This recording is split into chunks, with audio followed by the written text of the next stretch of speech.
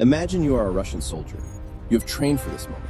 Your unit has been ordered to push forward across open ground through a Ukrainian-held tree line toward a cluster of villages that your commanders have marked as strategic objectives. You have armor behind you. You have artillery support in the distance. You have been told that the enemy is weak, stretched thin, running low on ammunition. Then it begins. First, a drone appears overhead, small, almost silent, flying low and fast. It doesn't fire, it watches. Within seconds, your radio crackles and your unit commander is shouting orders. But the words are swallowed by the sound of incoming artillery. The shells land precisely, not randomly, precisely. The first volley takes out the lead armored vehicle. The second targets the infantry clustered behind it. A third lands exactly on the tree line you were using for cover. And then the drones come again. This time, they are carrying munitions. There is nowhere to go. Moving forward means walking into coordinated fire. Retreating means drones will follow. Staying still means the artillery will adjust and strike again.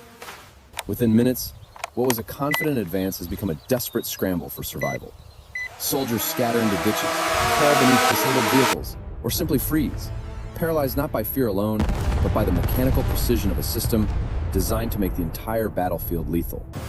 This is what Ukrainian commanders have begun calling the Wall of Death, and it is changing everything. To understand why this moment matters, we need to step back and look at the larger canvas of the war in Ukraine. A war that, as of mid-2025, has entered one of its most critical and technologically defining phases. After the initial Russian invasion in February 2022, the conflict evolved through several distinct stages. The dramatic Ukrainian counteroffensives of 2022 liberated Kherson and large swaths of territory in Kharkiv Oblast. But by 2023 and into 2024, the front lines had largely stabilized into a brutal war of attrition across a roughly 1,000-kilometer stretch of contested territory. Bakhmut fell. Avdiivka fell. Russian forces, bleeding heavily but still advancing, pressed along the eastern front with grinding, costly gains measured in hundreds of meters per week.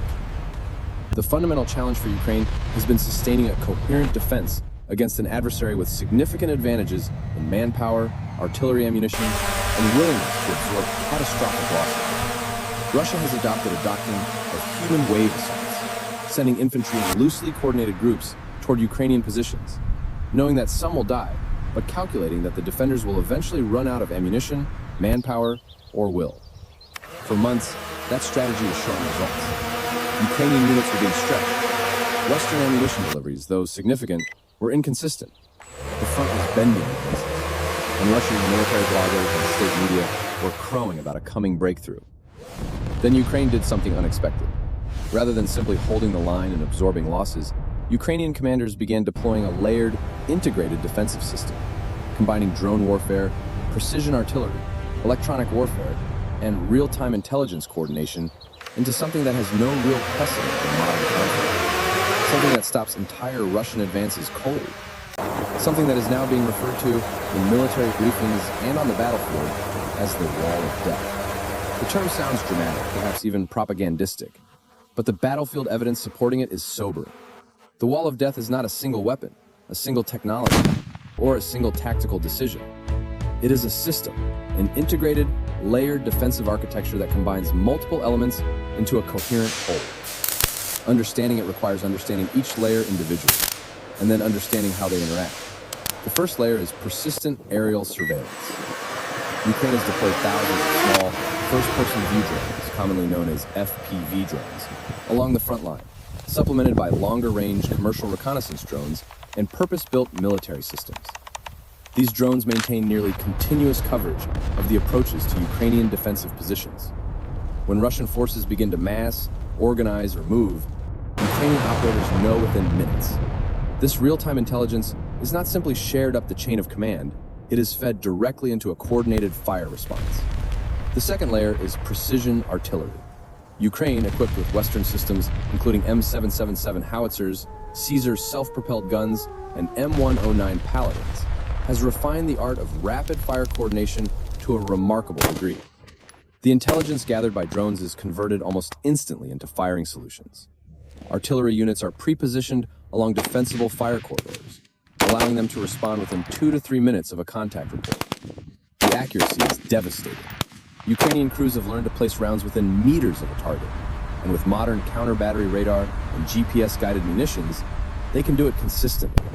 The third layer is the FPV drone strike network itself. This is perhaps the most terrifying element of the wall of death for Russian soldiers.